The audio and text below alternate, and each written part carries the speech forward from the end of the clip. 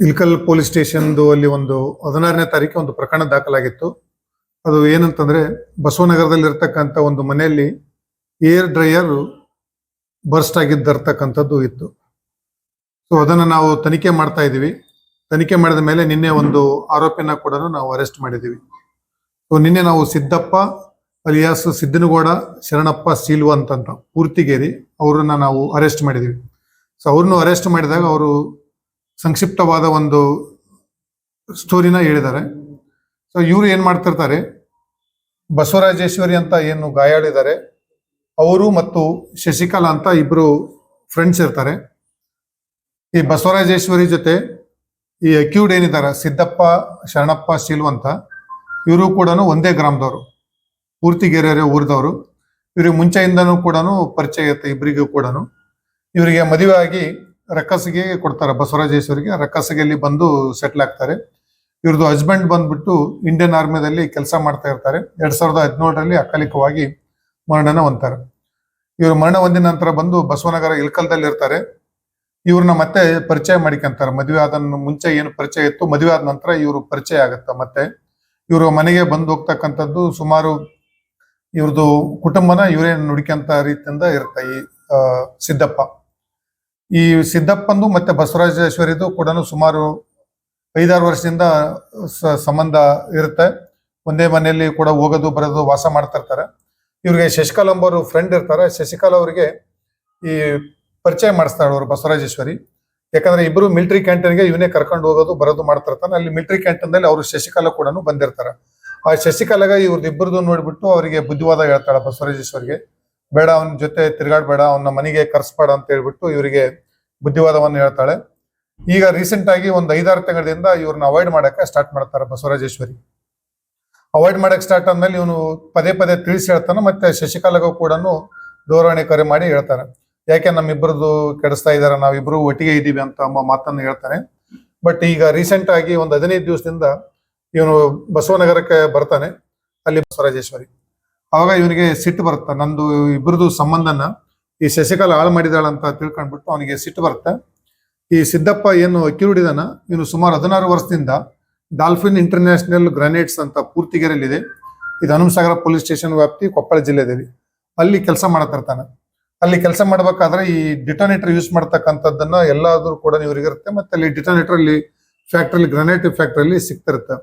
So ಇವನು ಅದನ್ನ ಒಂದು ಡಿಟೋನೇಟರ್ನ ಮನೆಗೆ ತಗೊಂಡ್ ಬರ್ತಾನೆ 15 ದಿವಸದಿಂದ. ಮತ್ತೆ ಒಂದು ವಾರದ ಅವನು ಯೋಚನೆ ಮಾಡ್ತಾನೆ ಏನ್ ಮಾಡ್ಬೇಕಂತ. ಏನೇನೋ ಆಲೋಚನೆ ಮಾಡ್ತಾನೆ, ಗೂಗಲ್ ಅಲ್ಲಿ ಹುಡುಕ್ತಾನೆ. ಅವನಿಗೆ ಏರ್ ಡ್ರೈಯರ್ ನೆನಪಾಗತ್ತ. ಏರ್ ಡ್ರೈಯರ್ದಲ್ಲಿ ಇದನ್ನ ನಾನು ಸರ್ಕ್ಯೂಟ್ ಮಾಡಿ ಕೊಡ್ಬೇಕು ಅಂತ ಹೇಳ್ಬಿಟ್ಟು ಇಲಕಲ್ದಲ್ಲಿ ಒಂದು ದೇವಗಿರಿಕರ್ ಎಲೆಕ್ಟ್ರಿಕಲ್ಸ್ ಅಂತಿದೆ, ಅಲ್ಲಿ ಒಂದು ವಾರದಿಂದ ಒಂದು ಏರ್ ಡ್ರೈಯರ್ನ ಪರ್ಚೇಸ್ ಮಾಡ್ತಾನೆ. ಪರ್ಚೇಸ್ ಮಾಡ್ಕೊಂಡ್ಬಿಟ್ಟು ಮನೆಯಲ್ಲಿ ಹೋಗ್ತಾನೆ. ಮನೆಯಲ್ಲಿ ಅದನ್ನ ಜೋಡಣೆ ಮಾಡಕ್ ಹೋಗ್ತಾನೆ. ಇವ್ರಿಗೂ ಕೂಡ ಮದುವೆ ಆಗಿರುತ್ತೆ. ಏಣಿತಿರ್ತಾಳ, ಯಾಕ ತಂದಿ ಅಂತ ಅನ್ಕೊಂಡ್ಬಿಟ್ಟು ಇವನು ತಂದಿರ್ತಕ್ಕಂಥ ಜಮೀನ್ದಲ್ಲಿ ಹೋಗ್ಬಿಟ್ಟು ಅದನ್ನ ಓಪನ್ ಕೆಳಗಿಂದು ಹ್ಯಾಂಡಲ್ ಏನಿರುತ್ತೆ ಆ ಹ್ಯಾಂಡಲ್ದಲ್ಲಿ ತೆಗೆದ್ಬಿಟ್ಟು ಅದನ್ನ ಈ ಎಕ್ಸಾಕ್ಟ್ ಆಗಿ ಡಿಟೋನೇಟರ್ನ ಕೂಡಿಸ್ತಾನೆ. ಮತ್ತೆ ಅದಕ್ಕೆ ವೈರ್ಗಳನ್ನ ಜೋಡಿಸ್ತಾನೆ. ಅವನಿಗೆಲ್ಲ ಅಲ್ಲಿ ವಿದೌಟ್ ಪವರ್ ಸಪ್ಲೈ ಇಲ್ದಂಗೆ ಆಪರೇಟ್ ಮಾಡಿ ನೋಡ್ತಾನೆ, ಎಲ್ಲ ಸರಿಯಾಗಿರುತ್ತೆ ಅಂತ ತರ್ತಾನೆ. ಅದನ್ನ ಅಲ್ಲಿ ಇಲ್ಕಲ್ದಲ್ಲಿ DTDCಗೆ ನಾವು ಪೋಸ್ಟ್ ಮಾಡ್ಬೇಕು, ಕೊರಿಯರ್ ಮಾಡ್ಬೇಕಂತ ವಿಚಾರ ಮಾಡ್ತಾನೆ. ಬಟ್ ಇಲ್ಲಿ ಆದ್ರ ಯಾಕ ಡೌಟ್ ಬರುತ್ತೆ ಅಂತ ಹೇಳ್ಬಿಟ್ಟು 13ನೇ ತಾರೀಕು ಬಾಗಲಕೋಟೆಗೆ ಬರ್ತಾನೆ. ಬಂದು ಮುಂಚೆ ಅವನಿಗೆ ಪ್ರೊಫೆಷನಲ್ ಕೊರಿಯರ್ ಇರುತ್ತೆ, ಅಲ್ಲಿಗೆ ಹೋಗ್ತಾನೆ. ಬಟ್ ಅವರು ಇನ್ನಿಲ್ಲ, ನಾನು ಪಾರ್ಸಲ್ ತಗೊಳಂಗಿಲ್ಲ, ಲೇಟ್ ಆಗುತ್ತೆ ಅಂತ ಹೇಳ್ತಾರ. ಸೊ ಅಲ್ಲೇ ಪಕ್ಕದಲ್ಲಿ ಇರ್ತಕ್ಕಂಥ ಬಸವೇಶ್ವರ ಸರ್ಕಲ್ ಇರ್ತಕ್ಕಂಥ DTDC ಅಂಗಡಿಗೆ ಹೋಗ್ತಾನೆ. ಸೊ ಅವರು ಇದನ್ನ ಪಾರ್ಸಲ್ ಅನ್ನ ಕೊಡಕ್ ಹೋಗ್ತಾನೆ. ಅವ್ರು ಇರ್ತಕ್ಕಂಥ ಇಲ್ಲ, ಇದ್ರಲ್ಲಿ ಅಡ್ರೆಸ್ ಇಲ್ಲ ಅಂತ ಹೇಳ್ತಾರೆ. ಅಡ್ರೆಸ್ ನೀವು ಪ್ರಿಂಟ್ ತಗೊಂಡ್ ಬನ್ನಿ ಅಂತ ಹೇಳ್ತಾನೆ. ಇವನು ಏನ್ ಮಾಡ್ತಾನೆ, ಮತ್ತೆ ವಾಪಸ್ ಬಸವೇಶ್ವರ ಸರ್ಕಲ್ ಇರ್ತಕ್ಕಂಥ ಒಂದು ಕಂಪ್ಯೂಟರ್ ಶಾಪಿಗೆ ಬಂದು ಅದನ್ನ ಅಡ್ರೆಸ್ ಅನ್ನ ಬರೆಸ್ತಾನೆ. ಶಶಿಕಲಾ ಮತ್ತೆ ಈ ತರ ಇಲ್ಕಲ್ಲು ಅವ್ರದ್ದು ಫೋನ್ ನಂಬರ್ನ ಬರೆಸ್ತಾನೆ.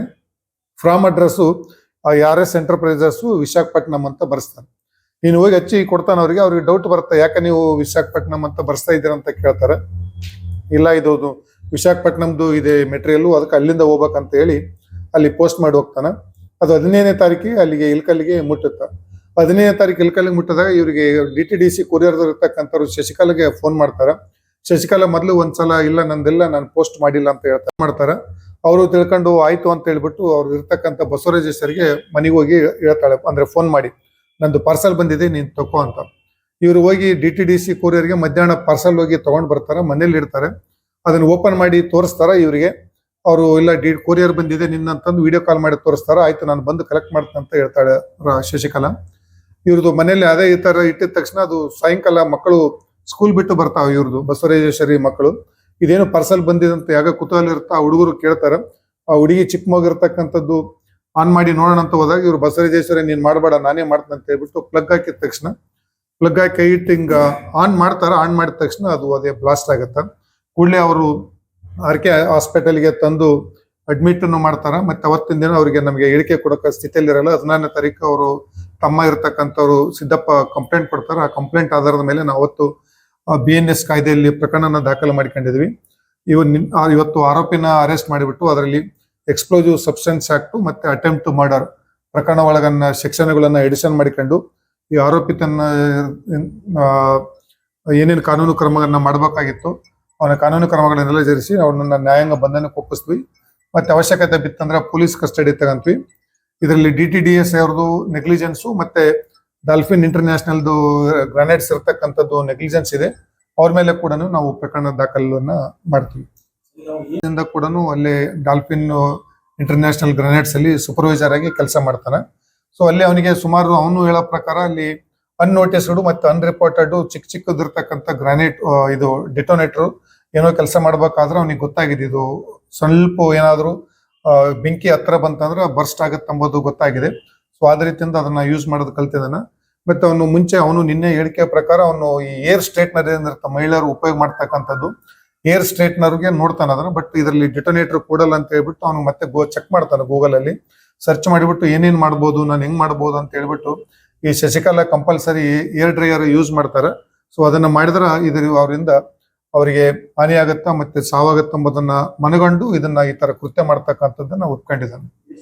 ಬಸವರಾಜೇಶ್ವರಿ ಮನೆಗೆ ಹೋಗ್ತಾನೆ. ಬಟ್ ಆ ಅಮ್ಮ ಒಳಗಡೆ ಇವನ್ನ ಕರ್ಕನಂಗಿಲ್ಲ. ಅದರಿಂದ ಅವನು ಕೋಪ ಬರುತ್ತ. ನಂದು ಮತ್ತೆ ಇವ್ರದ್ದು ಇರ್ತಕ್ಕಂಥದ್ದು ಸಂಬಂಧನ ಹಾಳು ಮಾಡಿರ್ತಕ್ಕಂಥದ್ದು ಶಶಿಕಲಾ ಅಂತ ತಿಳಿದ್ಬಿಟ್ಟು ಅದು ಅವತ್ತು ಪ್ಲಾನ್ ಮಾಡ್ತಾನೆ. ಮತ್ತೆ ಆ ಪ್ಲಾನಿನ ಪ್ರಕಾರ ಅವನು ಡಾಲ್ಫಿನ್ ಇಂಟರ್ನ್ಯಾಷನಲ್ ಏನು ಗ್ರಾನೈಟ್ಸ್ ಇದೆ ಅಲ್ಲಿಂದ ಒಂದು ಡೆಟೋನೇಟರ್ ನ ತಗೊಂಡ್ ಬರ್ತಾನೆ.